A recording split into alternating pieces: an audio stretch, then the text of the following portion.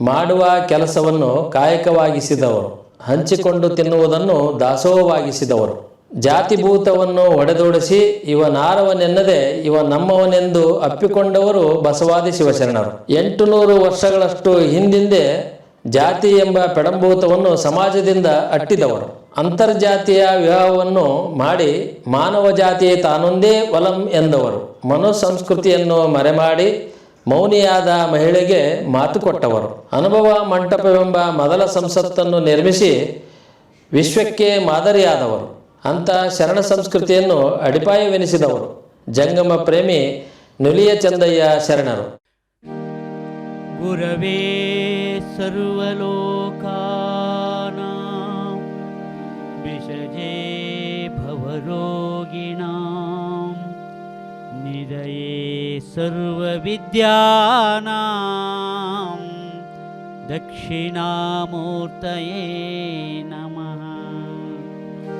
ಗುರು ಬ್ರಹ್ಮಾ ಗುರುರ್ವಿಷ್ಣು ಗುರುದೇವ ಮಹೇಶ್ವರಃ ಗುರುರ್ ಸಾಕ್ಷಾತ್ ಪರಬ್ರಹ್ಮ ತಸ್ಮೈ ಶ್ರೀ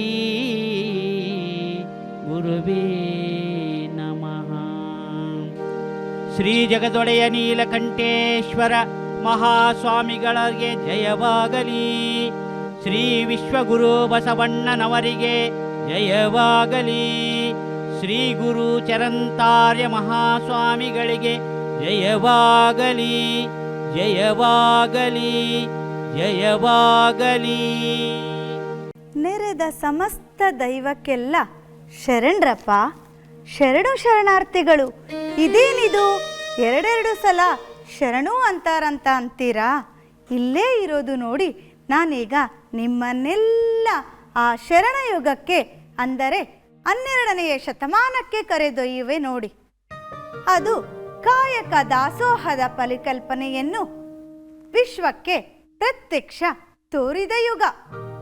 ಬಸವಣ್ಣನ ಭಕ್ತಿ, ಚನ್ನಬಸವಣ್ಣನ ಶಟಸ್ಥಲ ಜ್ಞಾನ, ಮಡಿವಾಳ ಮಾಚಯ್ಯನ ನಿಷ್ಠೆ, ಅಲ್ಲಮ ಪ್ರಭುಗಳ ಸದಾನಂದ ಪರಾಕಾಷ್ಠಿ, ಅಜಗಣ್ಣನ ಸಮರ ದೈಕ್ಯತ್ವದಂತೆ ತೋರಿದ ಲಿಂಗ ಪೂಜೆಯೇ ಜಂಗಮ ಪೂಜೆ, ಲಿಂಗ ಭಕ್ತಿಯೇ ಜಂಗಮ ಭಕ್ತಿ, ಲಿಂಗ ತೃಪ್ತಿಯೇ ಜಂಗಮ ತೃಪ್ತಿ ಎಂದು ಜಂಗಮ ದಾಸೋಹಿ ಮಹಾಮಹಿಮ ಜಂಗಮ ಪ್ರೇಮಿ ನುಲಿಯ ಚಂದಯ್ಯ ಶರಣರು ಅಲ್ಲಿ ಕಾಯಕದಲ್ಲಿ ತೊಡಗಿದ್ದಾರೆ ನೋಡಿ.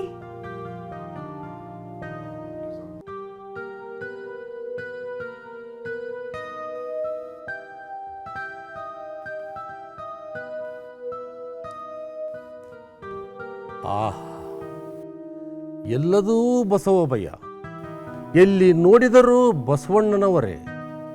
ಗುರುಲಿಂಗ ಜಂಗಮವು ಎಲ್ಲ ನಿಮ್ಮಿಂದ. ಕಲ್ಯಾಣದಲ್ಲಿ ಎಲ್ಲಿ ನೋಡಿದರೂ ಜಂಗಮರೇ ಜಂಗಮರು. ನಿತ್ಯವೂ ಲಕ್ಷದ ಮೇಲೆ 96,000 ಜಂಗಮ ದಾಸೋಹ ಇತ್ತಿರುವ ಅಣ್ಣನವರ ಕೀರ್ತಿಗಣೆ ಉಂಟೆ. ಇದೇನು ಅಡಪದ ಅಪ್ಪಣ್ಣವರು ಅವಸರವಾಗಿ ಬರ್ತಿದ್ದಾರೆ. ಶರಣು ಶರಣಾರ್ಥಿ ಅಪ್ಪಣ್ಣ ತಂದೆಯವರಿಗೆ. ಶರಣಾರ್ಥಿ ಮಾಚಿದೇವರೇ. ಇದೇನು ಇಷ್ಟು ಬೇಗನೆ ಮಹಾಮನೆಯ ಕಡೆಗೆ ನಡೆದಿರುವಿರಿ? ಅಣ್ಣನವರು ಅನುಭವ ಮಂಟಪದಿಂದ ನೇರವಾಗಿ ಮಹಾಮನೆಯ ಕಡೆಗೆ ಧಾವಿಸಿದರಂತೆ.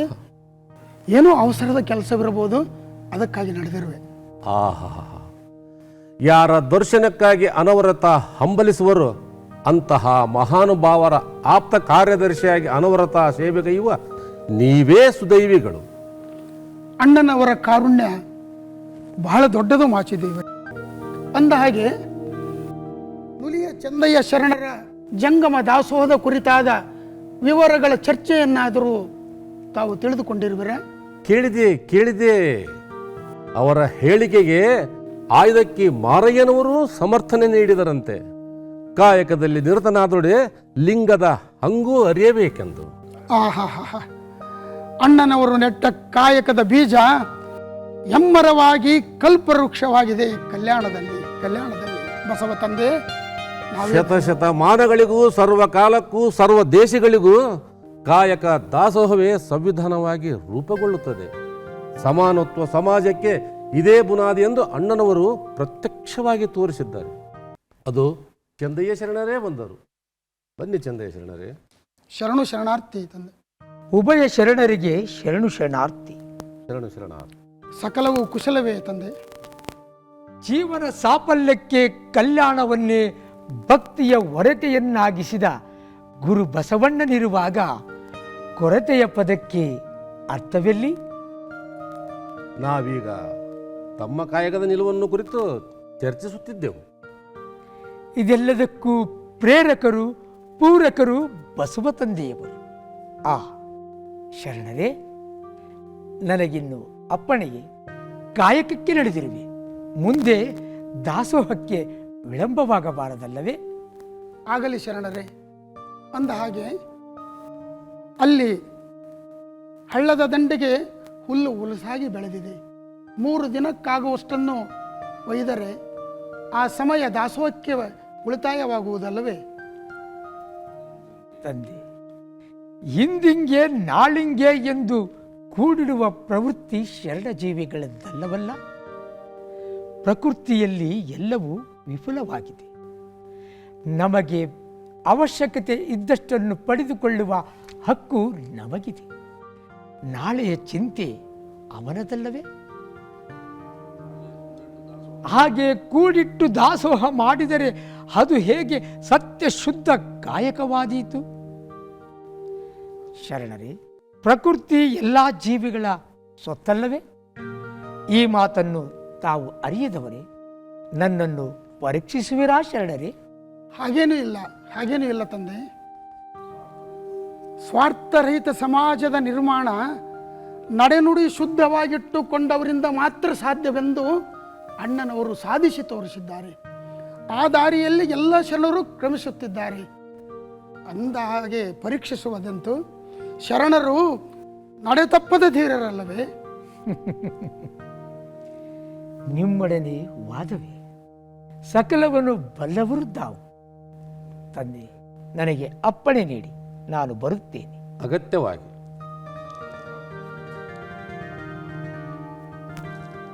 ನೋಡಿದರ ಅಪ್ಪಣ್ಣ ಶರಣರೇ, ಇಂತಹ ಶರಣರನ್ನು ಕಣ್ಣಾರೆ ಕಂಡ ನಾವೇ ಧನ್ಯ. ಇದಕ್ಕೆ ಕಾರಣರಾದ ಬಸವ ತಂದೆ ಮಾನ್ಯ. ನಡೀರಿ, ಕಾಯಕಕ್ಕೆ ಹೋಗು.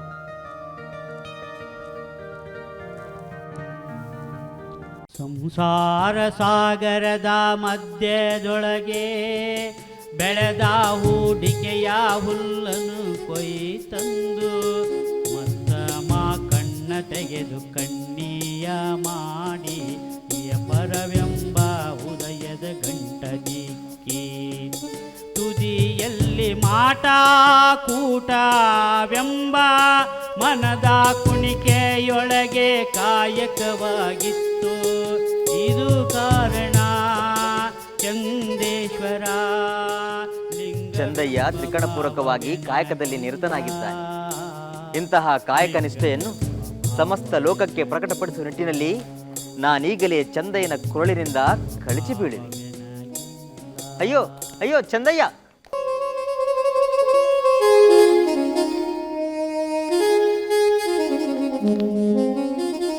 ಚಂದಯ್ಯ, ನಾನು ನೀರಲ್ಲಿ ಮುಳುಗುತ್ತಿದ್ದೇನೆ.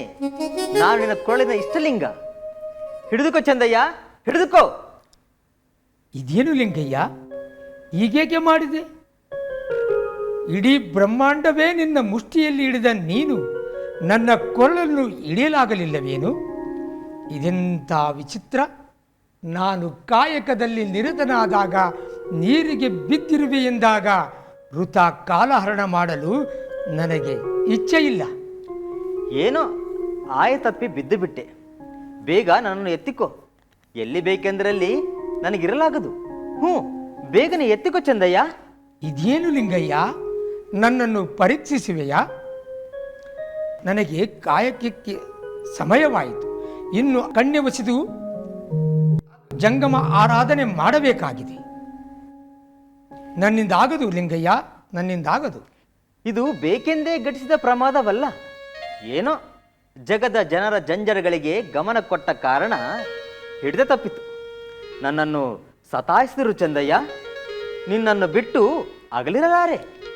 ಹಾಗಾದರೆ ಬಿದ್ದಿ ಏಕೆ? ಕಾಯಕದಲ್ಲಿ ನಿರತನಾದಾಗ ಗುರು ದರ್ಶನವಾದರೂ ಮರೆಯಬೇಕು. ಲಿಂಗದ ಅಂಗು ಅರೆದೊಗೆದಿರಬೇಕು. ನಾನು ನುಡಿದವನಾದ ಕಾರಣ ಹಾಗೆಯೇ ನಡೆಯತಕ್ಕವನು. ನನ್ನ ಕೊರಳಿನಿಂದ ಬದ್ದದ್ದು ನಿನ್ನ ತಪ್ಪೇ ವಿನಃ ನನ್ನದಲ್ಲ. ಅದು ಅಲ್ಲಿ ಶರಣರ ಬಟ್ಟೆಗಳನ್ನು ಮಡಿ ಮಾಡುವ ಕಾಯಕದಲ್ಲಿ ಮಾಚಿದೇವರು ತೊಡಗಿದ್ದಾರೆ. ಅವರ ಹತ್ತಿರ ಹೋಗಿ ನಿನ್ನ ವಿಚಾರವನ್ನು ಹಂಚಿಕೊ. ಆಗಲಿ, ನಿರಾಕಾರನಾದ ನಾನು ಇದನ್ನು ತಿಳಿಸುವ ಸಲುವಾಗಿ ಮಾನವ ರೂಪ ತಾಳುವೆ.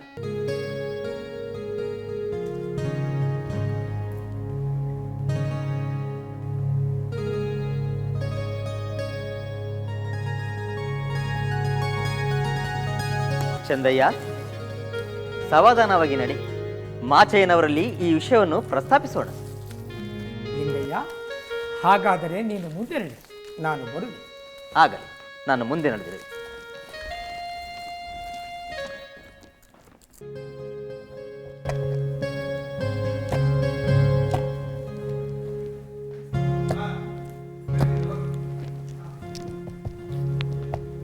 ಮಾಚಯ್ಯನವರೇ, ಯಾರು? ನಾನು ಚಂದಯ್ಯನವರ ಕೊರಳಿನ ಇಷ್ಟಲಿಂಗ. ಏನೋ ಆಯತಪ್ಪಿ ನೀರಿಗೆ ಬಿದ್ದು ಬಿಟ್ಟೆ. ಅಷ್ಟಕ್ಕೆ ಚಂದಯ್ಯ ನನ್ನ ಮೇಲೆ ಮುನಿದಿದ್ದಾನೆ, ನನ್ನನ್ನು ನಿರಾಕರಿಸುತ್ತಿದ್ದಾನೆ. ಆತನನ್ನು ಬಿಟ್ಟು ಅಗಲಿರಲು ನನಗೆ ಸಾಧ್ಯವೇ ಇಲ್ಲ. ಸ್ವಲ್ಪ ಚಂದಯ್ಯನಿಗೆ ತಾವು ತಿಳಿ ಹೇಳಿ. ಹೌದೇನು? ಎಂತಹ ವಿಚಿತ್ರವಪ್ಪ! ಖಂಡಿತ ಸಾಧ್ಯವಿಲ್ಲ ಲಿಂಗಯ್ಯ. ಈ ಕುರಿತು ನಾನು ಚಂದಯ್ಯನವರಿಗೆ ಮನವೊಲಿಪಿಸುವೆ. ಚಂದಯ್ಯನವರೇ ಬರ್ತೀನಿ. ಚಂದಯ್ಯನವರೇ, ಸ್ವಲ್ಪ ನಿಲ್ಲಿ.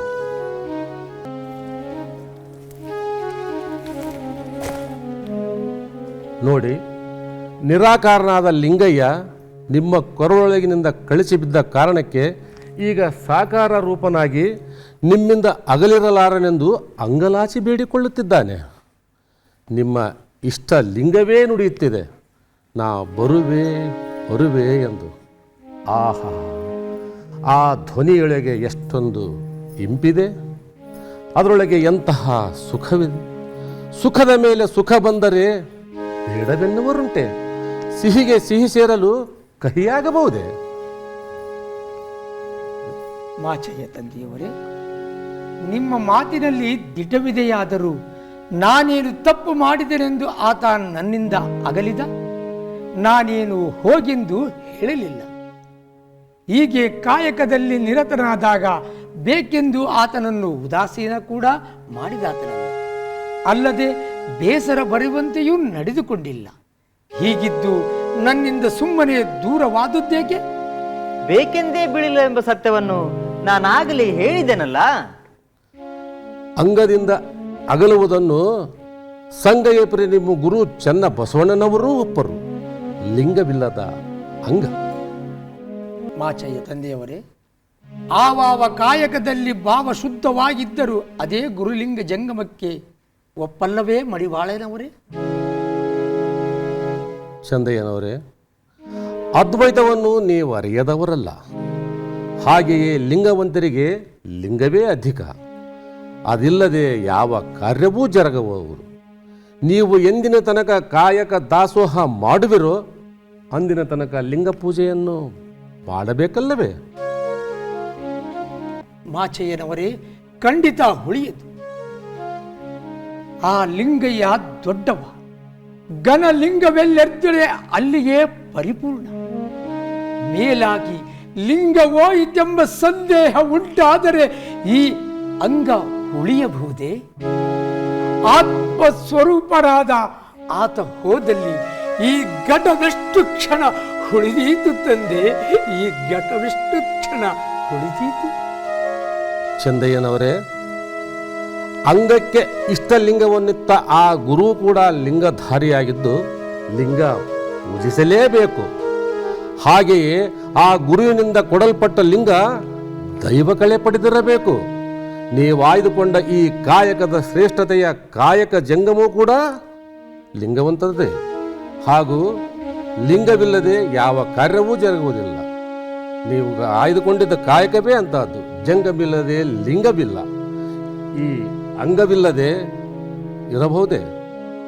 ಚಂದಯ್ಯನವರೇ, ಬೆಲ್ಲದ ಮೇಲೆ ಜೇನು ಇಟ್ಟರೆ ಸಿಹಿ ಕಡಿಮೆಯಾಗಬಹುದೇ? ಧನಕ್ಕೆ ಮತ್ತಷ್ಟು ಧನ ಬಂದರೆ ಬಡತನ ಬರುವುದುಂಟೆ. ಮಾಡುವುದೆಲ್ಲವೂ ಲಿಂಗ ಪೂಜೆ ಆಗಬೇಕು. ಅಂದಾಗ ಅದು ಕಲಿದೇವನ ಕೂಟವೆನಿಸುತ್ತದೆ.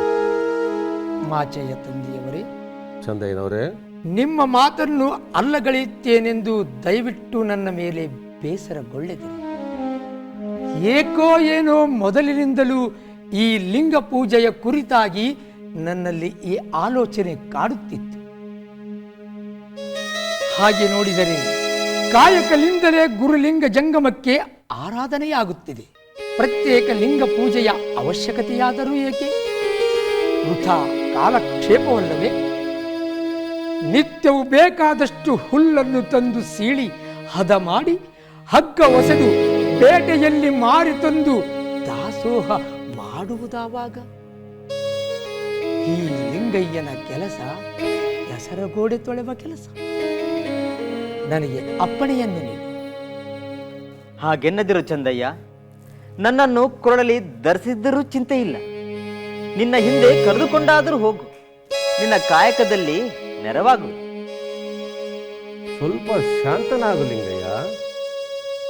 ಚಂದಯ್ಯನವರೇ, ಕಿಂಚಿತ್ತಾದರೂ ನೇಮವ ಮಾಡುವಲ್ಲಿ ಶೂನ್ಯವಿಲ್ಲದಿರಬೇಕು. ಸತ್ವಕ್ಕೆ ತಕ್ಕ ಸಮರ್ಥತ್ವ ಹೊಚ್ಚಿ ಒತ್ತಾದರೆಯೂ ಶಿವಪೂಜೆಯು ನಿಶ್ಚಯವಾಗಿ ಮಾಡಬೇಕು. ಅದು ತಲೆಗೆ ಸುಚಿತ್ತದ ಹಾಗೆ.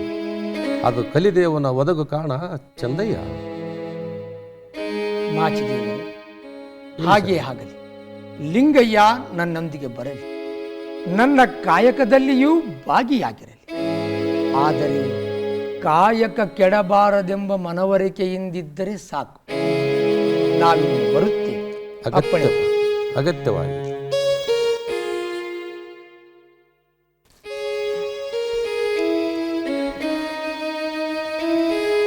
ಲಿಂಗಯ್ಯ, ನೀನು ಚಂದಯ್ಯ ಶರಣರ ಹಿಂದೆ ಹಿಂಬಾಲಿಸಿ. ಹಾಗೆ ಸುಮ್ಮನೆ ನಮ್ಮಿಬ್ಬರ ಕಾಯಕ ಕೆಡಿಸಿದೆ ನೋಡು. ನಿನ್ನಿಂದ ಉಪಕಾರವಾಯಿತು ಮಾಚಯ್ಯ. ನಿನ್ನಿಂದ ಈ ಲೋಕಕ್ಕೆ ಉಪಕಾರವಾಗುವುದಲ್ಲ ಲಿಂಗಯ್ಯ. ಹಾಗೆ ನಾನಿನ್ನು ಬರುತ್ತೇನೆ.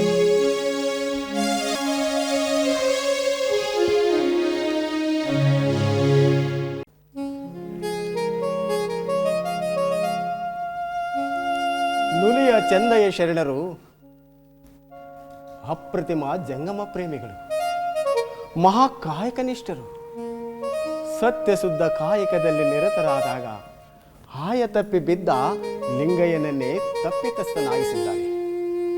ಮಹಾಶರಣರ ಕೊರಳಿಂದ ಅಗಲಿರಲಾರದ ಲಿಂಗಯ್ಯ ಈಗ ಸೇವಕನಾಗಿ ಚಂದಯ್ಯನವರ ಹಗ್ಗಗಳನ್ನು ಮಾರುತ್ತಾ ಬರುತ್ತಿದ್ದಾನೆ.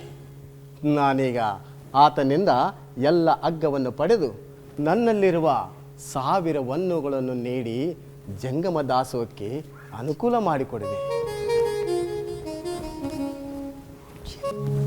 ಬನ್ನಿ ಶರಣರೇ, ಬನ್ನಿ. ನುಲಿಯ ಚಂದಯ್ಯ ಶರಣರ ಕಾಯಕದಿಂದ ಬಂದ ಹಗ್ಗಗಳು ಮಾರಾಟಕ್ಕಿವೆ, ತೆಗೆದುಕೊಳ್ಳಿ. ಬನ್ನಿ ಶರಣರೇ, ಬನ್ನಿ. ನುಲಿಯ ಚಂದಯ್ಯ ಶರಣರ ಕಾಯಕದಿಂದ ಬಂದ ಹಗ್ಗಗಳು ಮಾರಾಟಕ್ಕಿವೆ, ತೆಗೆದುಕೊಳ್ಳಿ, ತೆಗೆದುಕೊಳ್ಳಿ. ಬನ್ನಿ ಶರಣರೇ, ಬನ್ನಿ. ಹಿಂದೇಕೋ ಪೇಟೆಯಲ್ಲಿ ನಮ್ಮ ಹಗ್ಗಗಳೇ ಮಾರಾಟವಾಗುತ್ತಿಲ್ಲವಲ್ಲ. ಹೀಗೆ ನಾನು ವಿಳಂಬ ಮಾಡಿದರೆ ಚಂದಯ್ಯನ ದಾಸೋಹಕ್ಕೂ ವಿಳಂಬವಾಗುತ್ತದೆ. ಈಗೇನು ಮಾಡುವುದು? ಇತ್ತ ಕಡೆ ಬಸವಣ್ಣವರೇ ಬರುತ್ತಿದ್ದಾರೆ, ಅವರಲ್ಲಿ ವಿಚಾರ ಮಾಡುವೆ.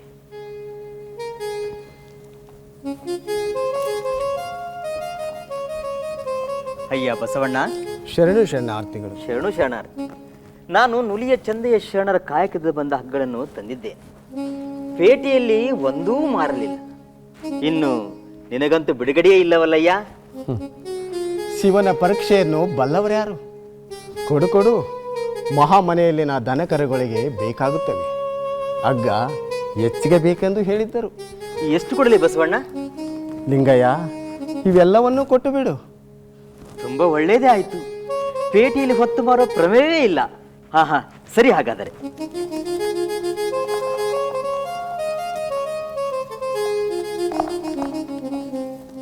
ಬಸವಣ್ಣ, ತೆಗೆದುಕೋ, ತೆಗೆದುಕೋ.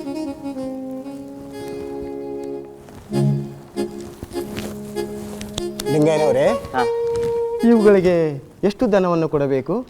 ಚಂದೇನವರ ದರವನ್ನು ನೀವು ಬಲ್ಲಿರಿ, ಅಷ್ಟನ್ನೇ ಕೊಡಿ. ಹಾಗೆ ಆಗಲಿ. ಈಗೋ 1000 ಹೊನ್ನುಗಳಿವೆ. ಇದರಿಂದ ಜಂಗಮ ದಾಸೋಹಕ್ಕೆ ಅನುಕೂಲವಾಗುತ್ತದೆ. ಆಗಲಿ, ನಿನ್ನಿಷ್ಟ. ಅಂದ ಹಾಗೆ ನಮ್ಮಿಬ್ಬರದು ಒಂದೇ ನಿಲುವಲ್ಲವೇ? ಕೊಡು ಹಾಗಾದರೆ. ಚಂದಯ್ಯನ ದಾಸೋಹಕ್ಕೆ ಅನುಕೂಲವಾಗುತ್ತದೆ. ಬಸವಣ್ಣ, ಎಂತಹ ಪುಣ್ಯಾತ್ಮನಪ್ಪ ನೀನು, ಯುಗದ ಪುಣ್ಯದ ಫಲ ನೀನು. ಅಂತ ಪುಣ್ಯ ಕಲ್ಪಿಸಿದ ಮಹಾನ್ ಭಾವ ನೀನೇ ಅಲ್ಲವೇ ಹಾಗೆ ಲಿಂಗಯ್ಯ? ನಾನಿನ್ನು ಬರುವೆ ಬಸವಣ್ಣ. ಹೋಗಿ ಬನ್ನಿ. ಹೇ ತಂದೆ ಕೂಡಲ ಸಂಗಮ ದೇವ, ಇಂಥ ಮಹಾಶರಣರ ತಿಂತಿಣಿಯಲ್ಲಿ ಹೋಲಾಡುವ ಭಾಗ್ಯವನ್ನು ಕರುಣಿಸಿರುವೆಯಲ್ಲ. ಈ ನಿನ್ನ ಕರುಣೆಯನ್ನು ನಾನು ಯಾವ ರೀತಿಯಾಗಿ ಕೊಂಡಾಡಲಿ ಪ್ರಭುವೆ, ಯಾವ ರೀತಿಯಾಗಿ ಕೊಂಡಾಡಲಿ? ನಮೋ ನಮೋ ನಮೋ ನಮೋ.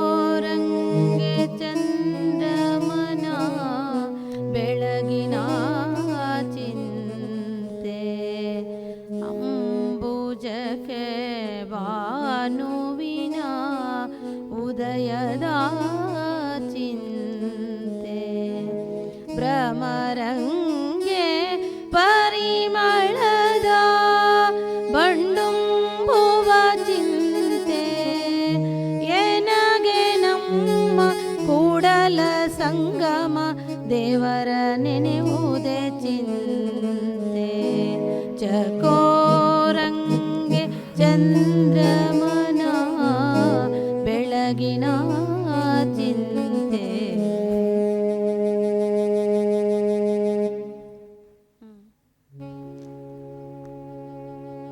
ಇದೇನು ಇಷ್ಟು ಹೊತ್ತು ಆದರೂ ಲಿಂಗಯ್ಯ ಬರಲಿಲ್ಲವಲ್ಲ?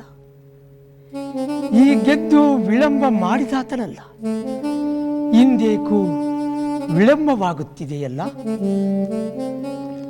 ಚಂದಯ್ಯ, ಚಂದಯ್ಯ, ಚಂದಯ್ಯ. ಲಿಂಗಯ್ಯ, ಬಂದೆಯಾ ಲಿಂಗಯ್ಯ? ಬಂದೆ. ಅಬ್ಬಬ್ಬಾ, ಎಷ್ಟೊಂದು ತಿರುಗಿದೆ. ಹಿಂದೆಯಕ್ಕೂ ಪೇಟೆಯಲ್ಲಿ ನಮ್ಮ ಹಗ್ಗಗಳೇ ಮಾರಲಿಲ್ಲ. ಹೌದೇ? ಈಗೇಕಾಯ್ತು ಲಿಂಗಯ್ಯ? ಏನೋ ಮೊದಲಿಗೆ ಹಾಗಾಯಿತು. ಆಮೇಲೆ ದಾರಿಯಲ್ಲಿ ಬಸವಣ್ಣ ಬಂದು ಎಲ್ಲ ಹಗ್ಗಗಳನ್ನು ಕೊಂಡುಕೊಂಡ. ಇಗೋ ಇಷ್ಟೊಂದು ಹಣ ನೀಡಿದ್ದಾನೆ, ತೆಗೆದುಕೋ. ಹೌದೇ? ಇದೇನು ಲಿಂಗಯ್ಯ, ಇಷ್ಟೊಂದು ಧನವನ್ನು ತಂದಿರುವೆ? ಎಲ್ಲ ಆ ಬಸವಣ್ಣನ ಕರುಣೆ. 1,000 ಹೊನ್ನು ಕೊಟ್ಟಿದ್ದಾನೆ. ಅಗತ್ಯಕ್ಕಿಂತ ಹೆಚ್ಚಿಗೆ ತರಬಾರದಲ್ಲವೇ ಲಿಂಗಯ್ಯ? ಇರಲಿ ಬಿಡು ಚಂದಯ್ಯ. ಲಿಂಗಯ್ಯ, ಅಗತ್ಯಕ್ಕಿಂತ ಹೆಚ್ಚಿಗೆ ತಂದದ್ದು ದಾಸೋಹಕ್ಕೆ ಸಲ್ಲದು ಲಿಂಗಯ್ಯ. ಇರಲಿ ಬಿಡು ಚಂದಯ್ಯ, ಅದು ನಾವಾಗಿ ಆಸೆ ಪಟ್ಟು ತಂದದ್ದಲ್ಲ, ತಾನಾಗೆ ಬಂದದ್ದು. ಈ ಧನವನ್ನು 1 ವಾರದ ತನಕ ಜಂಗಮ ದಾಸೋಹಕ್ಕೆ ವಿನಿಯೋಗಿಸಬಹುದಲ್ಲವೇ? ಹಾಗೆ ಮಾಡಲಾಗದು ಲಿಂಗಯ್ಯ, ಹಾಗೆ ಮಾಡಲಾಗದು. ಅಂದಂದಿನ ಕಾಯಕದಿಂದ ಬಂದದ್ದನ್ನು ದಾಸೋಹಕ್ಕೆ ಸಲ್ಲಿಸಬೇಕು. ಅದೇ ನಿಜವಾದ ದಾಸೋಹ ಲಿಂಗಯ್ಯ. ನಿತ್ಯ ನಮ್ಮ ಕಾಯಕದಿಂದ ಬರುವಷ್ಟು ಧನವನ್ನು ತೆಗೆದುಕೊಂಡು ಮಿಕ್ಕಿದ್ದನ್ನು ಆ ಮಹಾಮನೆಯ ದಾಸೋಹಕ್ಕೆ ಸಲ್ಲಿಸಿ ಬಂದು ಬಿಡು ಲಿಂಗಯ್ಯ. ತೆಗೆದುಕೋ, ಸಲ್ಲಿಸಿ ಬಂದು ಬಿಡು. ಚಂದಯ್ಯ, ಅದು ಅದು ಆಲೋಚನೆ ಕೈಯದಿರು ಲಿಂಗಯ್ಯ.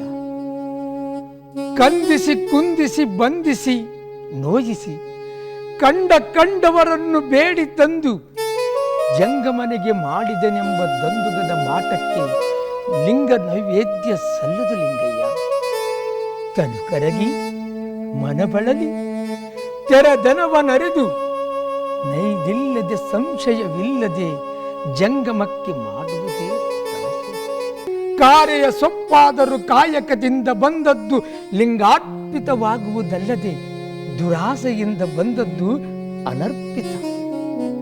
ಇದು ಕಾರಣ ಸತ್ಯ ಶುದ್ಧ ಕಾಯಕದ ನಿತ್ಯ ದ್ರವ್ಯವಾದರೆ ನಮ್ಮ ಚಂದೇಶ್ವರ ಲಿಂಗಕ್ಕೆ ನೈವೇದ್ಯ ಸಂಧಿದ್ದು ಕೇಳಯ್ಯ ಲಿಂಗಯ್ಯ. ಆಗಲಿ ಚಂದಯ್ಯ, ನಿನ್ನಿಷ್ಟ. ಲಿಂಗಯ್ಯ, ವಿಳಂಬಗೈಯದಿರು. ಪರದ್ರವ್ಯಾಕ್ಷಣವತ್ತೂ ನಮ್ಮಲ್ಲಿ ಇರಬಾರದು ಲಿಂಗಯ್ಯ, ಇರಬಾರದು. ಆಗಲಿ ಚಂದಯ್ಯ, ಈಗಲೇ ಹಿಂದಿರುಗಿಸಿ ಬರುವೆ.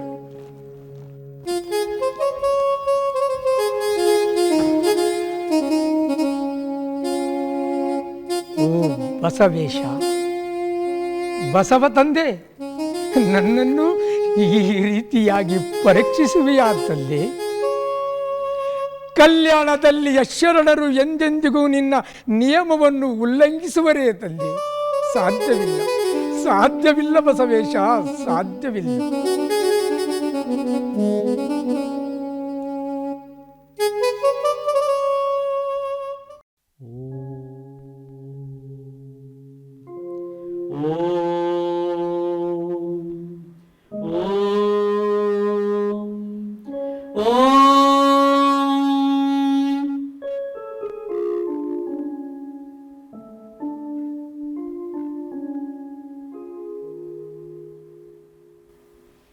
ಶರಣರೇ, ಇಂದು ಗೋಷ್ಠಿಯನ್ನು ಪ್ರಾರಂಭಿಸೋಣ. ಇಂದು ನುಲಿಯ ಚಂದಯ್ಯನವರ ಇಷ್ಟಲಿಂಗದ ಕುರಿತು ಚರ್ಚಿಸೋಣ. ಅಗತ್ಯವಾಗಿ ಪ್ರಭು, ಅಗತ್ಯವಾಗಿ ಚರ್ಚಿಸೋಣ. ಲಿಂಗಯ್ಯನಿಗೆ ಶರಣರ ಕೊರಳನ್ನು ಅಲಂಕರಿಸುವಲ್ಲಿ ತಾವು ಕೃಪೆ ತೋರಿರಿ ತಂದೆ. ಹೌದು ಹೌದು, ಎಂದು ನಾನು ಅವರ ಕೊರಳನ್ನು ಅಗಲಿದೆನೋ ಅಂದಿನಿಂದ ನನ್ನ ಮನಸ್ಸಿಗೆ ನೆಮ್ಮದಿಯೇ ಇಲ್ಲದಂತಾಗಿದೆ. ಅಣ್ಣನವರೇ, ಕಾಯಕ ದಾಸೋಹದ ಪರಿಕಲ್ಪನೆಗೆ ಒಂದು ನಿರ್ದಿಷ್ಟ ರೂಪ ಕೊಟ್ಟು ಅದಕ್ಕೆ ಜೀವ ತುಂಬಿದ ಮಹಾನುಭಾವರು ತಾವಲ್ಲವೇ? ಇದಕ್ಕೆಲ್ಲದಕ್ಕೂ ಪ್ರೇರಕರು ತಾವೇ, ಪೂರಕರು ತಾವೇ. ಚಂದಯ್ಯನವರ ವಾದವಿಷ್ಟೇ. ಲಿಂಗವಿಲ್ಲದೆಯೋ ಜಂಗಮ ದಾಸೋಹ ಮಾಡಲು ಬರುತ್ತದೆಂಬುವುದು.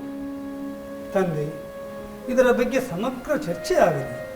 ಕೂಡಿದ ಶರಣರ ಸಮೂಹವೇ ಇದನ್ನು ನಿರ್ಧರಿಸುತ್ತದೆ ಅಲ್ಲವೇ? ಹೌದು ಚನ್ನಬಸವಣ್ಣ, ಚರ್ಚೆ ಅಪೂರ್ಣವಾಗಬಾರದು. ಈಗ ಲಿಂಗಯ್ಯ ಶಾಶ್ವತ ನೆಲೆಯಿಲ್ಲದೆ ಅದೆಷ್ಟು ದಿನ ಅಂತ ಅಲಿಯಬೇಕು? ಆಹಾ ಸಿದ್ದರಾಮ, ನನ್ನ ಕಷ್ಟವನ್ನು ನೀನರಿತಿ ನೋಡು. ಇಲ್ಲಿರುವ ಸಮಸ್ತ ಶಹರಲ್ಲಿ ನಾನು ಅರಿಕೆ ಮಾಡಿಕೊಳ್ಳುವೆ. ಇಂದಿನ ಚರ್ಚೆ ಮುಗಿಯುವುದರೊಳಗೆ ನನಗೊಂದು ಶಾಶ್ವತ ನೆಲೆ ಒದಗಿಸಿರೆಂದು. ಚಂದಯ್ಯನವರೇ ಕೇಳಿ, ಒಮ್ಮೆ ಲಿಂಗದ ಅರಿವಾದರೆ ಅದನ್ನೆಂದಿಗೂ ಮರೆಯಲಾಗದು. ಅಂಗಲಿಂಗಗಳ ಸಂಬಂಧ ದೂರವಿರಿಸಲೂಬಾರದು. ಲಿಂಗವಿಲ್ಲದ ಅಂಗ ಹೇಗೆ ಪರಿಶೋಭಿಸುವುದೋ ಹಾಗೆ ಅಂಗವಿಲ್ಲದ ಲಿಂಗವೂ ಪರಿಶೋಭಿಸದು. ಪರುಷವಾದರೂ ಒಂದರಲ್ಲಿರಿಸಿರಬೇಕು, ರತ್ನ ವಿಶೇಷವಾದರೂ ಕುಂದಣದಲ್ಲಿ ಬಂಧಿಸಿ ಸಂದಿರಬೇಕು. ಇದು ಕಾಣ ಗುಹೇಶ್ವರ, ಲಿಂಗವನ್ನರಿದು ಮರೆಯಲಿಲ್ಲ ಕಾಣ ಚಂದಯ್ಯ. ತಂದೆ, ನನ್ನ ವಾದವು ಕಠಿಣವಾದದ್ದಲ್ಲ, ಸರಳವಾಗಿಯೇ ಇದೆ. ಗುರು ಸೇವೆಯ ಮಾಡಿದರೆ ಇಹದಲ್ಲಿ ಸುಖ, ಲಿಂಗ ಸೇವೆಯ ಮಾಡಿದರೆ ಪರದಲ್ಲಿ ಸುಖ, ಜಂಗಮ ಸೇವೆ ಮಾಡಿದರೆ ಇಹ ಪರವೆಂಬ ಭಯನಾಸ್ತಿ.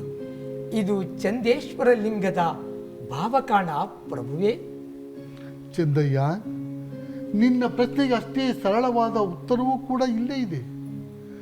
ಎಂದಿನವರೆಗೆ ಲಿಂಗ ಜೀವವಿರುತ್ತೋ ಅಂದಿನವರೆಗೂ ಲಿಂಗವಿರುತ್ತದೆ.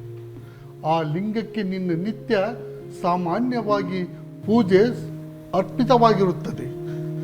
ಅಂಗಭಾವಳಿದರೂ ಲಿಂಗ ಭಾವವಾಗಿರುತ್ತದೆ. ಇದು ಅನಿವಾರ್ಯ. ಸತಿ ಪತಿ ಭಾವ. ತಂದೆ, ಗುರು ಪೂಜಕರು ಲಿಂಗನೆತ್ತಬಲ್ಲರು, ಲಿಂಗ ಪೂಜಕರು ಜಂಗಮನೆತ್ತಬಲ್ಲರು. ಈ ಜಂಗಮ ದಾಸೋಹ ಉಭಯ ಸಂಗನ ಆಸ್ತಿ. ಇದು ಚಂದ್ರೇಶ್ವರನ ಅರಿವು ಕಾಣ ಪ್ರಭುವೇ. ಮಡಿವಾಳಯ್ಯ, ನೀನು ಸುಮ್ಮನಾದರೆ ನನ್ನ ಗತಿ? ಸ್ವಲ್ಪ ತಾಳಲಿಂಗಯ್ಯ, ಇಷ್ಟೊಂದು ಶರಣರ ಸಮೂಹವಿದೆ. ಪ್ರಭುವೇ, ಇದಕ್ಕೆ ತಮ್ಮ ದೃಢ ನಿಲುವೇನೆಂಬುದನ್ನು ತಿಳಿಸುವ ಕೃಪೆಯಾಗಬೇಕು. ಮಾಚಯ್ಯ ತಂದೆ, ಅವರ ಅರಿವಿಗೆ ತೋರಿಸಿದಂತೆ ಮಾಡಲಿ. ಕಟ್ಟಿಕೊಂಡ ಕಟ್ಟಳೆಯ ಪ್ರಕಾರ ವ್ರತ ನಿಯಮಗಳಲ್ಲಿ ನಿಷ್ಠೆ ಇದ್ದರಾಯಿತು. ಮುಖ್ಯವಾಗಿ ತಾನು ಮಾಡುವ ಕಾಯಕದಲ್ಲಿ ಭಾವ ಶುದ್ಧವಾಗಿರುವುದೇ ಗುಹೇಶ್ವರನ ಇಚ್ಛೆ. ಚಂದಯ್ಯ, ಅದರಿಂದಿದ್ದರಾಯಿತು. ಯಾರ ಆಕ್ಷೇಪವೂ ಇಲ್ಲ. ಅಲ್ಲವ ಪ್ರಭುವೇ ಹೀಗೆ ಹೇಳಿದ ಮೇಲೆ ಇನ್ನಾರು ನನಗೆ ನ್ಯಾಯ ದೊರಕಿಸಿಕೊಡುವವರು? ನನ್ನಲ್ಲಿರುವ ಜಂಗಾಬಲವೇ ಹುಡುಗಿ ಹೋದಂತಾಯಿತು.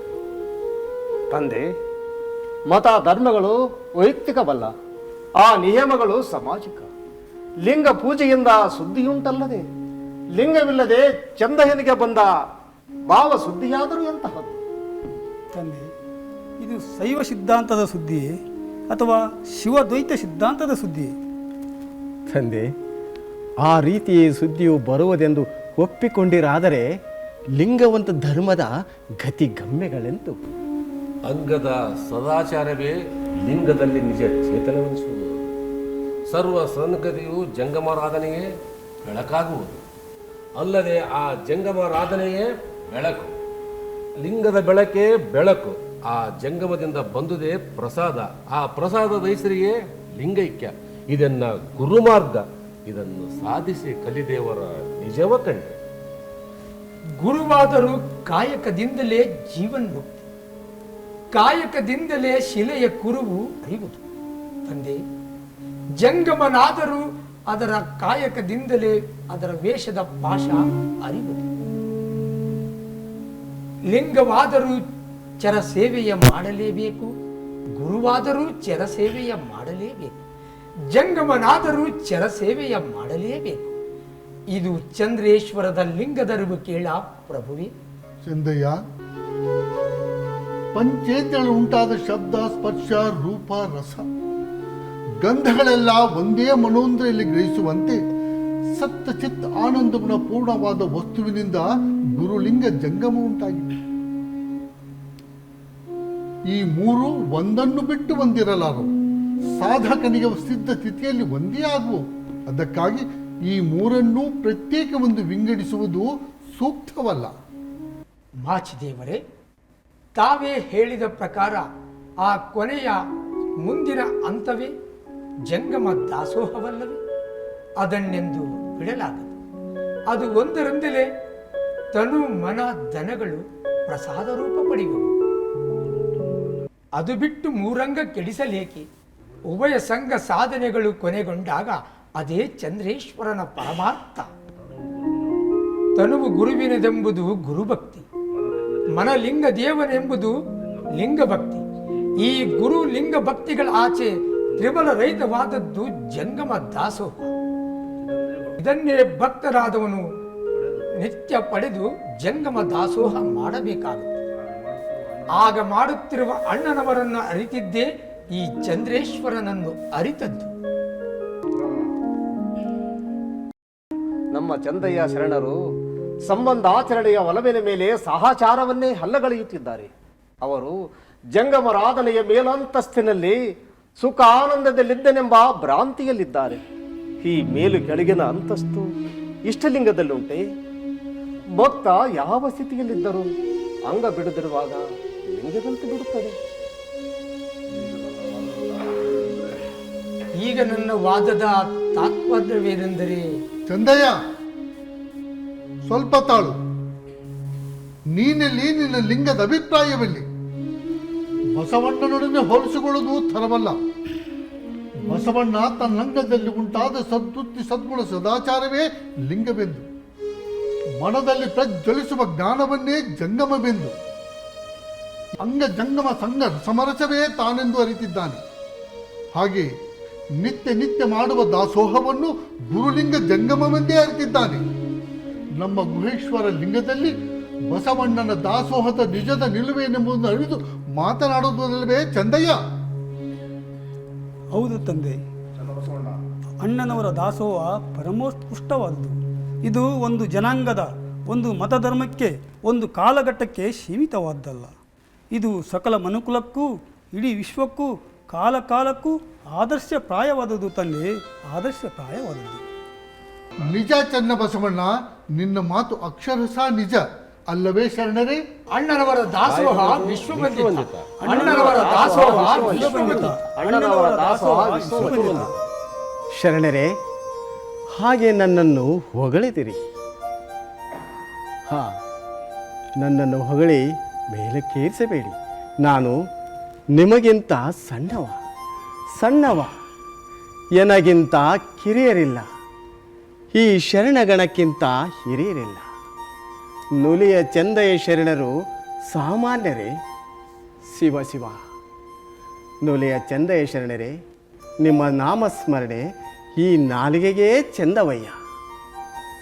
ಜಂಗಮ ಸೇವೆಯನ್ನೇ ಗುರುಪೂಜೆ ಎಂದರಿದ, ಜಂಗಮ ಸೇವೆಯನ್ನೇ ಲಿಂಗಪೂಜೆ ಎಂದರಿದ, ಜಂಗಮ ಸೇವೆಯನ್ನೇ ತನ್ನಿರುವೆ ಎಂದರಿದ, ಜಂಗಮ ಸೇವೆಯನ್ನೇ ತನ್ನ ನಿಜವೆಂದರಿದ.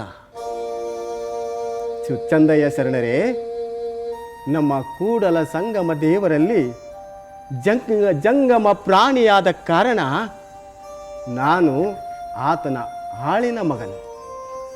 ಚಂದಯ್ಯ ಶರಣರೇ, ತಂದೆ ನಿನ್ನ ಶ್ರೀಚರಣಗಳಿಗೆ ನಮೋ ನಮಃ. ವಸ್ತುಸ್ಥಿತಿ ಹೀಗಿರಲು ಆ ಮಹಾಮಹಿಮನ ಘನವರಿಯಲು ನನ್ನಿಂದ ಸಾಧ್ಯವೇ ತಂದೆ? ಆಯಿತು, ಲಿಂಗ ಇರದ್ದೆಲ್ಲ ಮುಗಿದಂತಾಯಿತು. ಬಸವಣ್ಣ, ಅಂತೂ ನೀನು ನನ್ನನ್ನು ನಿರಾಶ್ರಿತನಾಗಿಸಿದೆ. ತಂದೆ, ಸಂದೇಹ ಬಂದ ಸಮಯದಲ್ಲಿ ನಾಯಕರಾದವರು ದಿಟ್ಟ ನಿಲುವು ತಳೆದು ನಿರ್ಣಯ ಕೈಗೊಳ್ಳಬೇಕಾಗುತ್ತದೆ. ಇಂತಹ ಸಮಯದಲ್ಲಿ ದಾಸೋ ಅಹಂಭಾವ ಸಲ್ಲದು. ಗಣಾಚಾರ ತತ್ವದಿಂದ ಸ್ವಧರ್ಮ ರಕ್ಷಣೆ ಮಾಡಬೇಕಾಗುತ್ತದೆ. ಹೌದು ತಂದೆ, ಹೌದು. ಈ ಸಂದರ್ಭದಲ್ಲಿ ತಮ್ಮೆಲ್ಲರ ಸ್ಪಷ್ಟ ನಿಲುವನ್ನು ತಿಳಿಸಬೇಕಾಗಿ ಬೇಡಿಕೊಳ್ಳುತ್ತೇನೆ. ಹೌದು ಬಸವಣ್ಣ, ಹೌದು. ಇದರಲ್ಲಿ ಎಳ್ಳೆನಿತ್ತು ವೈದ್ಯಾಟ್ಯವು ಯಾರಿಗೂ ಬಾರದಿರಲಿ. ಅನುಭವ ಮಂಟಪದಲ್ಲಿನ ಒಂದೊಂದು ಚರ್ಚೆಯು ಅದು ಆಧ್ಯಾತ್ಮದ ಲೋಕದ ಮೈಲುಗಲ್ಲು. ಹೌದು ಬಸವಣ್ಣ, ಹೌದು. ಬಸವದೇವ, ಬಸವರಸ, ಈ ರೀತಿ ಮರೆಮಾಚದಿರು. ನೀನೇ ಹೇಳದಿದ್ದರೆ ಯಾರಿಗೆ ತಿಳಿದೀತು? ಆದಿಯಲ್ಲಿ ನೀನೇ ಗುರುವಾದಾತ, ಲಿಂಗವಾದಾತ, ಜಂಗಮವಾದಾತ, ಪ್ರಸಾದವಾದಾತ, ಪಾದೋದಕವಾದಾತ, ಸರ್ವವೂ ನೀನೇ ಆಗಿ ಜಂಗಮ ಪ್ರೇಮಿಯಾಗಿ ಸದಾಚಾರಿಯಾದೆ. ಆದ್ದರಿಂದ ನೀನೇ ನಮ್ಮ ಚಂದಯ್ಯ ಶರಣಿಗೆ ಲಿಂಗವೇನೆಂಬುದನ್ನು ಹೇಳುವವನಾದ. ಆಗಲೇ ಪ್ರಭುವೆ, ಹಿಂದೆ ನಾನು ಭಕ್ತ, ಮಹೇಶ, ಪ್ರಾಣಲಿಂಗಿ, ಪ್ರಸಾದ, ಶರಣ, ಐಕ್ಯ ಎಂಬ 6 ಸ್ಥಳಗಳು ಕ್ರಮವಾಗಿ ಒಂದನ್ನೊಂದು ಸಾಧನೆ ಮಾಡುವ ಸಂದರ್ಭದಲ್ಲಿ ನೀನೇನು ಚಿರಂಜೀವಿ, ನೀನು ಯಾವ ನೆಲದಲ್ಲಿ ನಿಂತರೂ ಆ ನೆಲದಲ್ಲಿಯೇ ಆ 6 ಸ್ಥಳಗಳು ನೆಲೆಗೊಳ್ಳುತ್ತವೆ ಎಂದು ನನಗೆ ತಿಳಿಸಿದ ಚನ್ನಬಸವಣ್ಣ ಆತನೇ ನಿಜವಾದ ಜ್ಞಾನಿ. ಅಲ್ಲಮ ತಂದೆಗಳೇ, ಕೊನೆಗೆ ನಾನು ಹೇಳುವುದು ಇಷ್ಟೇ. ಜಂಗಮ ಪೂಜೆಯಾದರೆ ಲಿಂಗ ಪೂಜೆ, ಜಂಗಮ ತೃಪ್ತಿಯಲ್ಲಿಯೇ ಗುರುಲಿಂಗ ತೃಪ್ತಿ, ಭಕ್ತ ತೃಪ್ತಿ, ಪ್ರಸನ್ನತೆಯಾಗುತ್ತದೆ. ಚಂದಯ್ಯ, ನನ್ನ ಮಾತು ನಿಧಾನವಾಗಿ ಲಾಲಿಸು. ನಮಗೆ ಕಣ್ಣುಗಳಿವೆ. ಈ ಕಣ್ಣು ನೋಡದೆ ಮನ ನೋಡಿದ್ದನ್ನು ನೆನೆಯುತ್ತದೇನು? ನೆನೆಯುವುದಿಲ್ಲ. ಈ ಮನ ನೆನೆದು ಹೋದರೆ ಕಾಲು ನಡೆಯುತ್ತದೆ. ಈ ಮನ ನೆನೆದು ಹೋದರೆ ಕಾಲು ನಡೆಯುವುದು. ಈ ಕಾಲುಗಳೇ ಕ್ರಿಯವಯ್ಯ. ಕಾಲು ನಡೆಯುವ ವರ್ತನೆಯೇ ಲಿಂಗಾಚಾರವಪ್ಪ. ಈ ಲಿಂಗವಿಲ್ಲದೆ ಏನೂ ಸಾಗದು. ಆಯಿತು ತಂದೆ, ತಮ್ಮಿಚ್ಛೆ.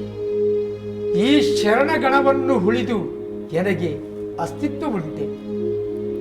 ಎನ್ನ ಕ್ರಿಯೆ ಬಸವಣ್ಣ, ಎನ್ನ ಜ್ಞಾನ ಚನ್ನಬಸವಣ್ಣ. ಇವು ಎರಡರ ಏಕೋ ಭಾವ ತಾವು. ನಿಮ್ಮೆಲ್ಲರ ನಿಷ್ಠೆಯ ನಿಜವೇ ಮಾಚಿದೇವರು. ಅಣ್ಣನವರು ಹೇಳಿದಂತೆ ಎನ್ನ ಗುರು ಚನ್ನಬಸವಣ್ಣನವರು ಇದನ್ನು ತಿಳಿಸುವ ಕೃಪೆಯಾಗಬೇಕು ತಂದೆ, ಕೃಪೆಯಾಗಬೇಕು. ಶರಣರೇ, ನಮ್ಮ ಚಂದಯ್ಯ ಶರಣದ ಒಳ ಮರ್ಮ ಮರ್ಯಾದ ಶರಣರುಂಟೆ. ಚನ್ನಬಸವಣ್ಣ, ನಿಮ್ಮ ನಿರ್ಣಯವನ್ನು ಹೇಳಿ ಈ ಗೋಷ್ಠಿಯನ್ನು ಕೊನೆಗೊಳಿಸಿ. ಅಪ್ಪಣೆ ತಂದೆ. ಚಂದಯ್ಯ ಶರಣರೇ, ಶ್ರೀ ಗುರುವೇ ಲಿಂಗ ರೂಪದಿ ಭಕ್ತನಾಂಗಕ್ಕೆ ಬರುವನು. ಲಿಂಗದ ಸತ್ಕ್ರಿಯೆಯೇ ಜಂಗಮ. ಇದು ಬಾಯದಲ್ಲಿ ಕಾಣುವಂಥ ಗುರುಲಿಂಗ ಜಂಗಮರು. ಇನ್ನು ಅಂತರಂಗದಲ್ಲಿ ಜ್ಞಾನವೇ ಜಂಗಮ, ಅದರ ಸತ್ಕ್ರಿಯೆಯೇ ಲಿಂಗ, ಜ್ಞಾನ ಕ್ರಿಯೆ ಕೂಟವೇ ಗುರು. ಇದರಿಂದ ಸ್ಥೂಲ, ಸೂಕ್ಷ್ಮ, ಕಾರಣ ಎಂಬ 3 ಶರೀರಗಳಲ್ಲಿ ಇಷ್ಟ, ಪ್ರಾಣ, ಭಾವ ಎಂಬ 3 ಲಿಂಗಗಳ ಸಂಬಂಧ ಉಂಟಾದಾಗ ಜಂಗಮ ದಾಸೋಹ ನಡೆಯುವುದು. ತಂದೆ, ಯಾವಾಗ ಲಿಂಗದ ಮೇಲೆ ಅಂಗವಿಲ್ಲವೆಂದಾಗ ಯಾವ ಜಂಗಮನೂ ಮನೆಗೆ ಬರುತ್ತಾನೆ? ಜಂಗಮನೇ ಇಲ್ಲವೆಂದಾಗ ಇನ್ನು ದಾಸೋಹವೆಲ್ಲಿ? ಅಂಗದ ಮೇಲೆ ಲಿಂಗವಿಲ್ಲವೆಂದಾಗ ಅವನ ಭೃತ್ಯಾಚಾರವನ್ನು ಯಾರು ಮನ್ನಿಸುತ್ತಾರೆ? ಹೌದು ಚನ್ನಬಸವಣ್ಣನವರೇ, ಯಾರೂ ಮನ್ನಿಸಲಾರರು, ಯಾರೂ ಮನ್ನಿಸಲಾರರು. ಚಂದಯ್ಯ ಶರಣರೇ, ಇದನ್ನು ಸಂಪೂರ್ಣವಾಗಿ ತಿಳಿದುಕೊಳ್ಳಿ. ಅಂಗವಿಲ್ಲದ ಆತ್ಮಕ್ಕೆ, ಜೀವವಿಲ್ಲದ ಮೈಗೆ ಸುಖ ಸಂತೋಷಗಳು ದೊರಕಬಹುದೇ? ಮಣ್ಣಿಲ್ಲದೆ ಮರ ಹುಟ್ಟಬಹುದೇ? ಮರವಿಲ್ಲದೆ ಹಣ್ಣಾಗುವುದೇ? ಹಣ್ಣಿಲ್ಲದೆ ರುಚಿ ಬರಬಹುದೇ? ಈಗಲಾದರೂ ಅರ್ಥವಾಯಿತೇ? ತಿಳಿದಿದ್ದರೆ ಸರಳವಾಗಿ ಹೇಳುವೆ. ಈ ಕಾಯವನ್ನು ಮಣ್ಣೆಂದು ತಿಳಿಯಿರಿ. ಈ ಅಂಗದ ಮಣ್ಣಲ್ಲಿ ಹುಟ್ಟುವ ಮರವೇ ಲಿಂಗ, ಆ ಮರದಲ್ಲಿ ಹುಟ್ಟುವ ಹಣ್ಣೇ ಜಂಗಮ, ಜಂಗಮ ಫಲವೇ ರುಚಿ, ಆ ರುಚಿಯೇ ಪ್ರಸಾದ ತಂದೆ, ಪ್ರಸಾದ. ಚನ್ನಬಸವಣ್ಣ, ನೀನು ನನಗೆ ಸ್ಥಾನ ದೊರಕಿಸಿಕೊಟ್ಟೆಯಪ್ಪ. ಹರಿತೆ ತಂದೆ, ಹರಿತೆ.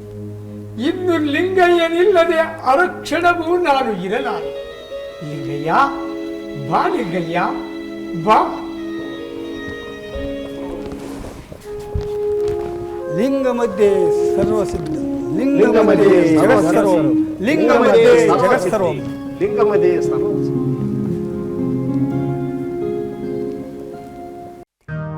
ಇಂತಹ ಅಪರೂಪದ ಕರುಣೆಗೆ ಹೆಸರಾದ ಕಲ್ಯಾಣ ನಗರವು ಜ್ವಾಲಾಗ್ನಿಯಾಗಿ ದಹಿಸುತ್ತದೆ. ಅಂತರ್ಜಾತೀಯ ವಿವಾಹವೇ ವಿವಾದವಾಗಿ ಜ್ವಾಲಾಗ್ನಿಯಾಗಿ ದಹಿಸುತ್ತದೆ. ಅದರೊಳಗೆ ಅನೇಕ ಶರಣರು ಬೆಂದು ಹೋಗುವರು. ವಚನ ಸಾಹಿತ್ಯ ರಕ್ಷಣೆಗೆ ತೊಡಗಿದ ಹಲವಾರು ಶಿವಶರಣರು ಪ್ರಾಣತ್ಯಾಗ ಮಾಡುವರು. ಬಸವಣ್ಣನವರ ನಿರ್ಗಮನದ ನಂತರ ಚನ್ನಬಸವಣ್ಣನವರ ನೇತೃತ್ವದಲ್ಲಿ ಅಕ್ಕನಾಗಲಾಂಬಿಕಾ, ಮಾಚಯ್ಯ, ಅಪ್ಪಣ್ಣ, ರುದ್ರಸ್ವಾಮಿ ಉಳುವಿಯೆಡೆಗೆ ಸಾಗುವರು. ಚನ್ನಬಸವಣ್ಣನವರು ಉಳುವಿಯಲ್ಲಿ ಲಿಂಗೈಕ್ಯರಾಗಲು ಮಾಚಯ್ಯನವರು ಹಿಪ್ಪರಿಗೆಗೆ ತೆರಳಿ ದೇಹತ್ಯಾಗ ಮಾಡುವರು. ಎಲ್ಲ ಶರಣರು ಬಂದ ಮಣಿಹ ಸಂದಿತೆಂದು ಸಾಗಲು ಚಂದಯ್ಯ ಮತ್ತು ಅಕ್ಕನಾಗಲಾಂಬಿಕಾ ಮುಂದೆ ನಡೆಯುವರು.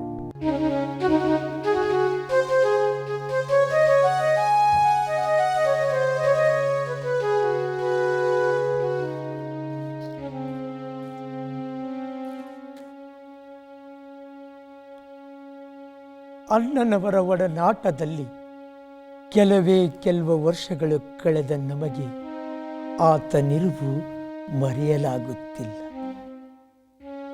ಇನ್ನು ಅವರ ಏಳಿಗೆಗಾಗಿಯೇ ಸಮಸ್ತ ಜೀವ ತೆಗೆದ ಅಕ್ಕನಾಗಲಾಂಬಿಕಾ ತಾಯಿಯವರು ಅಣ್ಣನವರನ್ನು ಹೇಗೆ ಮರೆತಾರು? ಬಿಸಿಲಿನ ಬೇಗೆಯನ್ನು ನಿವಾರಿಸಿಕೊಳ್ಳಲು ಮರದಡಿಯಲ್ಲಿ ಕುಳಿತುಕೊಂಡು ನಾನು ಸಹ ಇಲ್ಲೇ ಸ್ವಲ್ಪ ವಿಶ್ರಾಂತಿ. ಬಸವ ಮಾಡಿದಡಾಯ್ತು ಭುವಿಗೆ ಭಕ್ತಿಯ ಬೆಳಗು, ಬಸವ ಮಾಡಿದಡಾಯ್ತು ಭುವಿಗೆ ಭಕ್ತಿಯ ಬೆಳಗು, ಬಸವ ಮಾಡಿದಡಾಯ್ತು ಗುರುಲಿಂಗ ಜಂಗಮ ಪೂಜೆ, ಬಸವ ಮಾಡಿದಡಾಯ್ತು ಲಿಂಗಾಂಗ ಸಾಮರಸ್ಯದ ಸುಧೆಯು,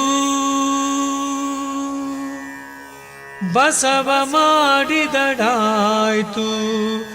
ಭಕ್ತ ಭಕ್ತರಲ್ಲಿ ಸಮಭಾವ, ಬಸವ ಮಾಡಿದಡಾಯ್ತು ಭಕ್ತ ಭಕ್ತರಲ್ಲಿ ಬಸವ, ನೀನಿಲ್ಲದ ಬಾಳು ಬರೀ ಕತ್ತಲು ತಂದೆ, ಕತ್ತಲು. ಹಿಂದೆ ನಿನಗಾಗಿ ನಾನು ಏನೇನೆಲ್ಲ ಮಾಡಿದೆ, ನೀನು ನನ್ನನ್ನು ಕೇಳದೆ ಏನೊಂದೂ ಮಾಡುತ್ತಿರಲಿಲ್ಲ.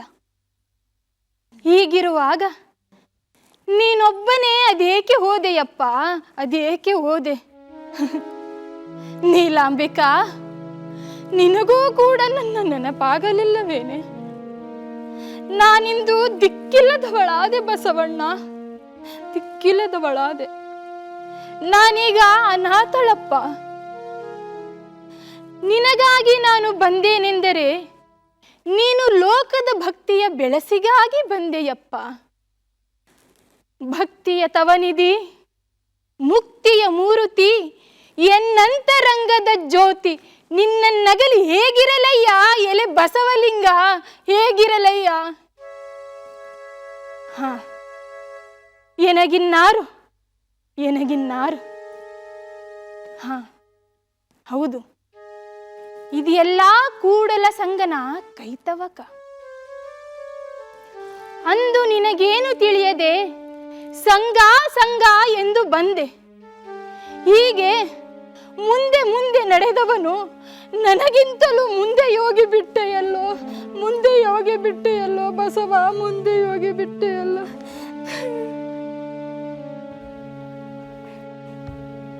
ತಾಯಿ, ಬಳಲಿಕೆಯಾಯಿತೆ? ತನುವಿನ ಬಳಲಿಕೆಗಿಂತ ಮನದ ಬಳಲಿಕೆಯೇ ಅತಿಯಾಗಿದೆ. ಆ ನನ್ನಪ್ಪನನ್ನು ಹೇಗೆ ಮರೆಯಲಿ ಚಂದಯ್ಯ, ಹೇಗೆ ಮರೆಯಲಿ? ಅವರು ಹೋದ ಕೂಡಲೇ ನಾನು ಶಿವನ ದಾರಿ ಹಿಡಿಬೇಕಿತ್ತು. ಆದರೇನು ಮಾಡಲಿ?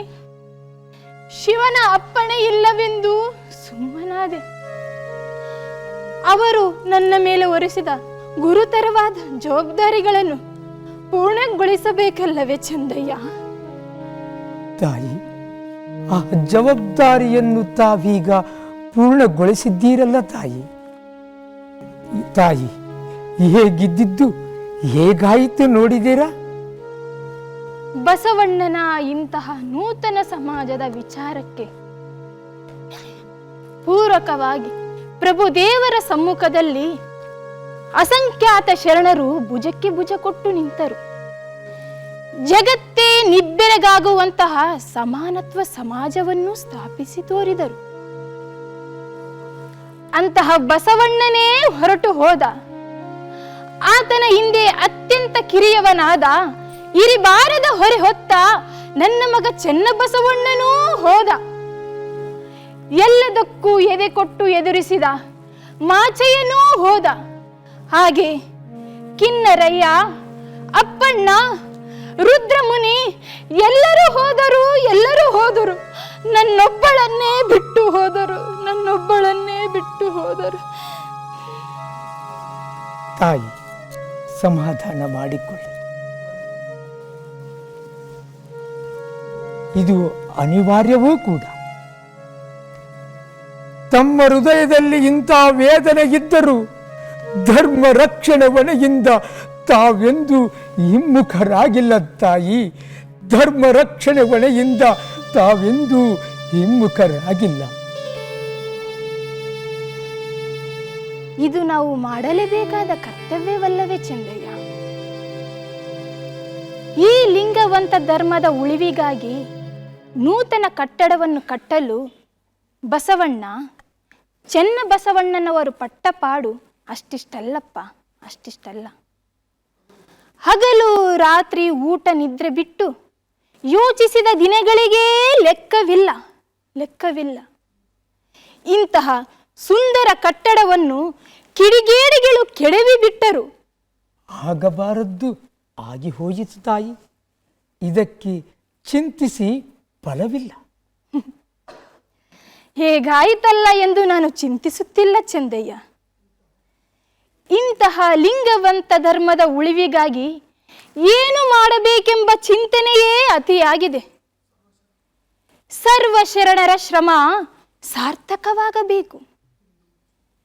ಇಂದು ಉಚ್ಚ ನೀಚರೆಂಬ ತಾರತಮ್ಯ ತಾಕಲಾಟದಲ್ಲಿ ಅಸಂಖ್ಯಾತ ಶರಣರ ಕಗ್ಗೊಲೆಯಾಯಿತು, ಕಗ್ಗೊಲೆಯಾಯಿತು.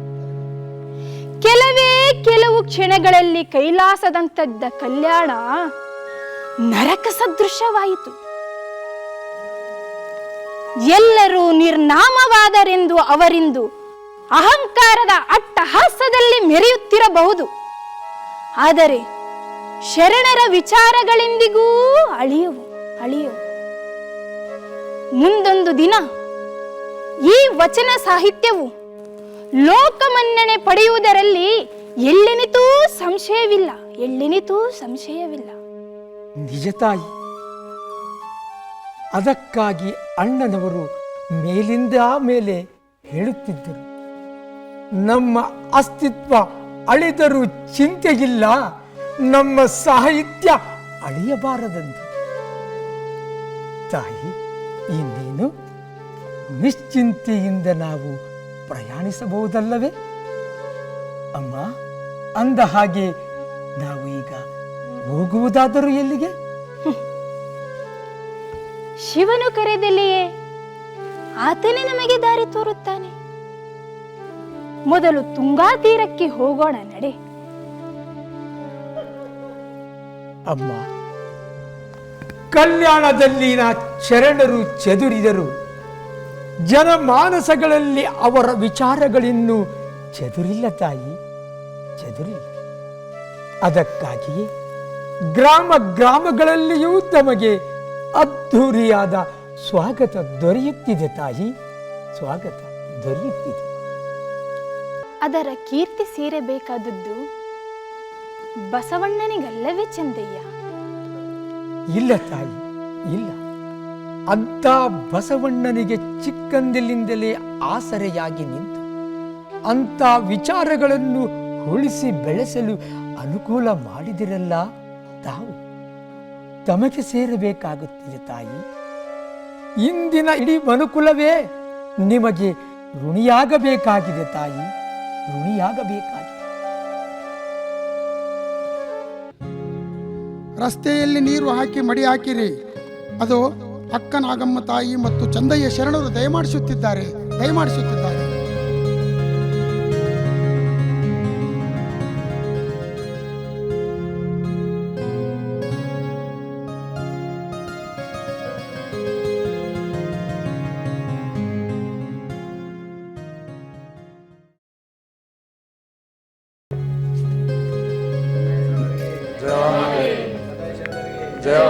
ಅಕ್ಕ ನಾಗಮ್ಮ ತಾಯಿಯವರಿಗೆ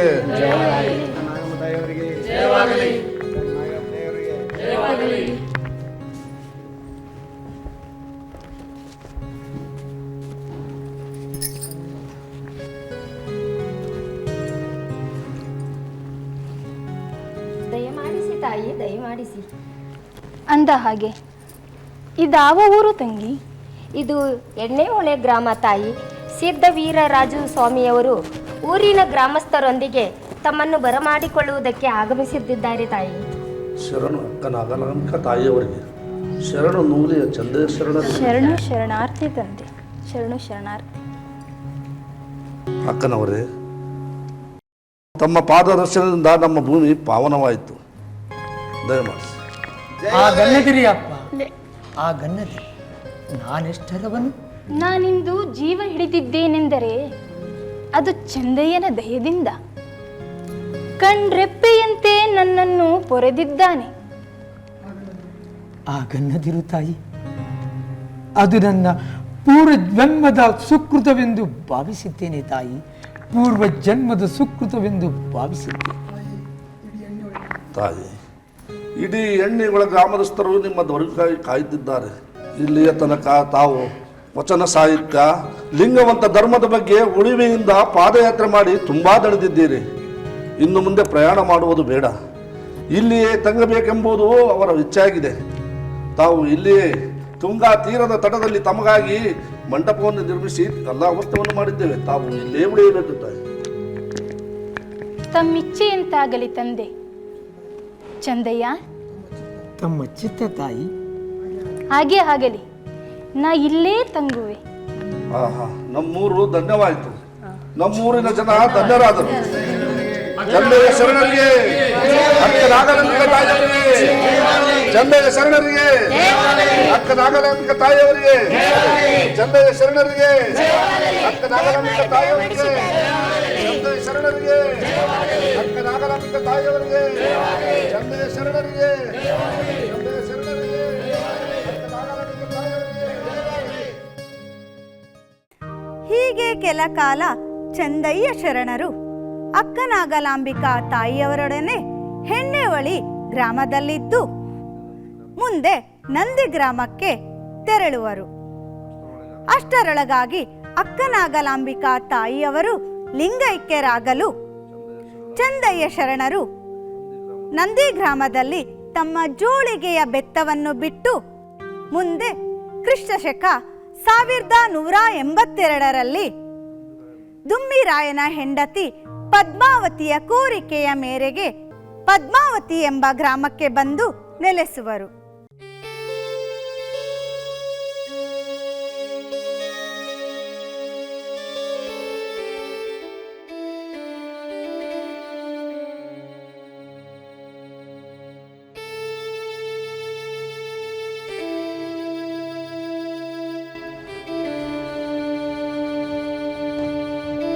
ಮಹಾತ್ಮರೇ, ನಮ್ಮೆಲ್ಲರ ಕೋರಿಕೆಯ ಮೇರೆಗೆ ಈ ಪದ್ಮಾವತಿ ಗ್ರಾಮಕ್ಕೆ ಆಗಮಿಸಿ ಇಲ್ಲಿಯ ನೆಲ ಜಲವನ್ನು ಪಾವನಗೊಳಿಸಿದಿರಿ. ಈ ರಾಜ್ಯಕ್ಕೆ ಬಂದೊರಗಿದ ಎಲ್ಲ ವಿಪತ್ತುಗಳನ್ನು ತಮ್ಮ ಲಿಂಗಶಕ್ತಿಯಿಂದ ದೂರ ಮಾಡಿ ನಮ್ಮೆಲ್ಲರನ್ನು ಕಾರುಣ್ಯದಿಂದ ಕಾಪಾಡಿದಿರಿ.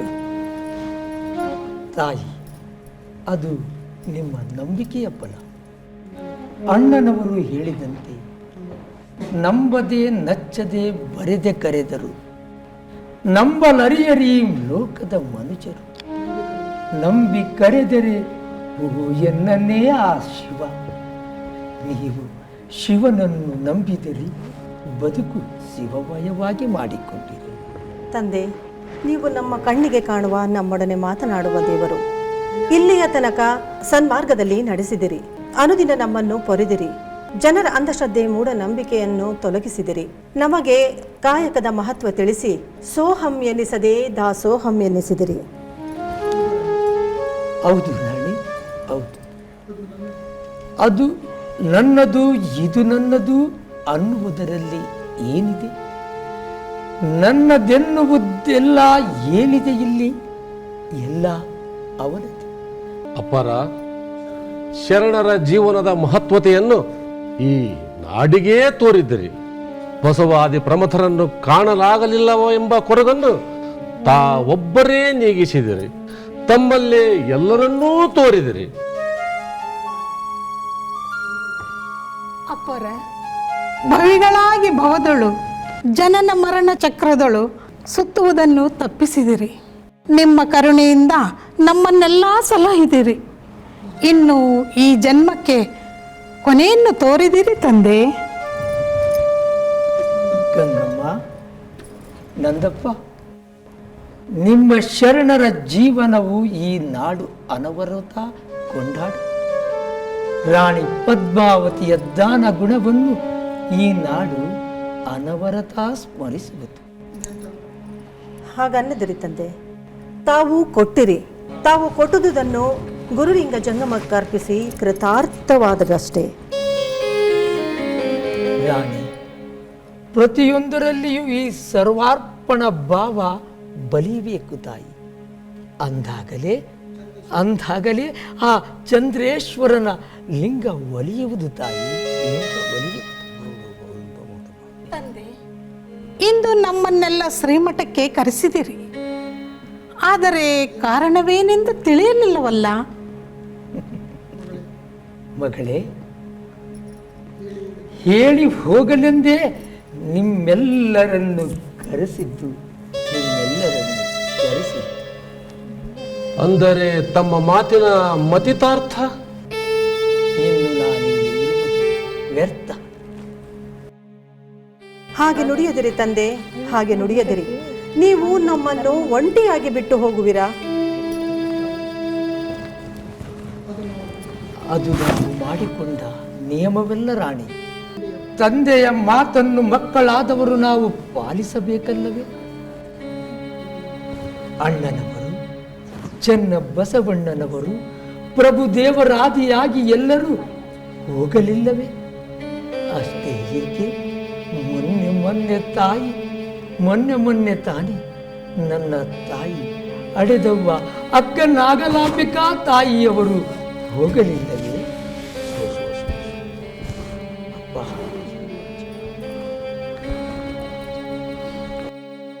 ಅಪ್ಪರ ಅಪ್ಪರ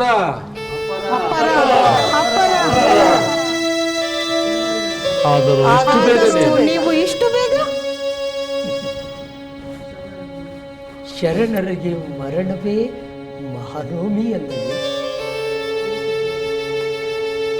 ಈ ಗುರು ಕೃಪೆಯಾದರೆ ಹುಟ್ಟು ಸಾವುಗಳಿಲ್ಲದೆ ಲಿಂಗೈಕ್ಯತೆ ಅಳವಡುವುದು. ಅಂಗಲಿಂಗ ಸಾಮರಸ್ಯದ ಫಲವಾಗಿ ಜೀವನ ಮುಕ್ತಿ ಲಭಿಸುವುದು. ನಿಜ ಶರಣರಿಗೆ ಸಾವಿದೆ ಎಂಬುದು ಆ ಶರಣರಿಗೆ ತಿಳಿದಿಲ್ಲ. ಒಂದು ವೇಳೆ ಆ ಸಾವು ಶರಣರಿಗೆ ತಿಳಿದರೂ ಆ ಸಾವು ಅವರ ಸ್ವಂತದ್ದಲ್ಲ. ಯಾಕೆಂದರೆ ಲಿಂಗದಲ್ಲಿ ಹುಟ್ಟಿದ ನಿಜ ಐಕ್ಯರಿಗೆ ಲಿಂಗದಲ್ಲಿ ಲೀನವಲ್ಲದೆ ಮತ್ತೊಂದು ಕಡೆ ಜಾಗವಿದೆ. ಖಂಡಿತ ಇಲ್ಲ. ಇದಕ್ಕಾಗಿ ನೀವಾರು ದುಃಖಿಸದಿರಿ.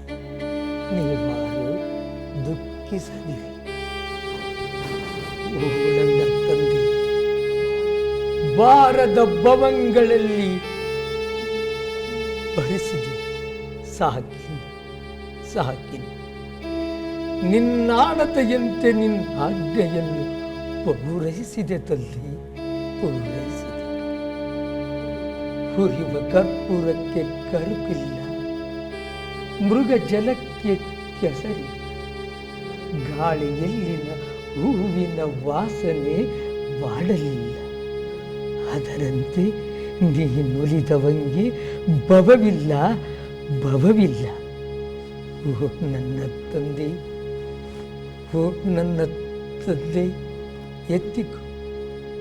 ಎತ್ತಿಕೋ ತಂದೆ, ನನ್ನ ಎತ್ತಿಕೋ. ಓ ಗುರು ಬಸವಲಿಂಗ.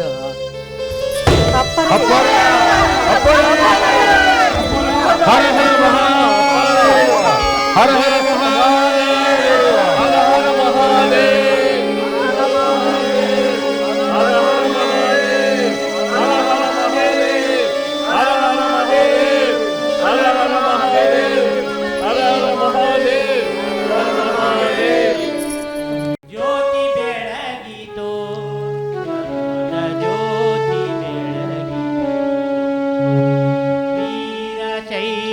ಸಾರ್ವಧರ್ಮ ಜ್ಯೋತಿ ಬೆಳಗಿತೋ, ಜ್ಯೋತಿ ಬೆಳಗಿತೋ, ಧರ್ಮದ ಜ್ಯೋತಿ ಬೆಳಗಿತೋ, ಧರ್ಮದ ಜ್ಯೋತಿ ಬೆಳಗಿತೋ, ಧರ್ಮದ ಜ್ಯೋತಿ ಬೆಳಗಿತೋ.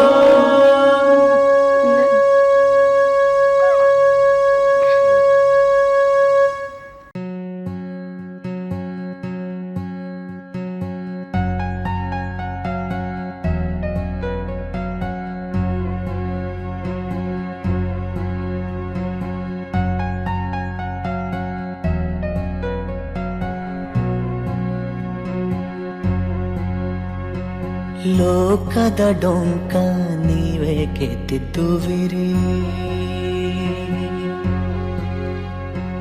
ಲೋಕದ ಡೊಂಕ ನೀವೇಕೆ ತಿದ್ದುವಿರಿ. ನಿಮ್ಮ ತನುವ ಸಂತೈಸಿಕೊಳ್ಳಿ, ನಿಮ್ಮ ಮನವ ಸಂತೈಸಿಕೊಳ್ಳಿ.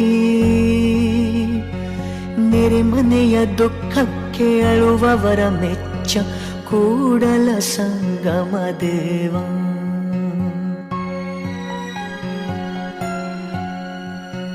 ಕೂಡಲ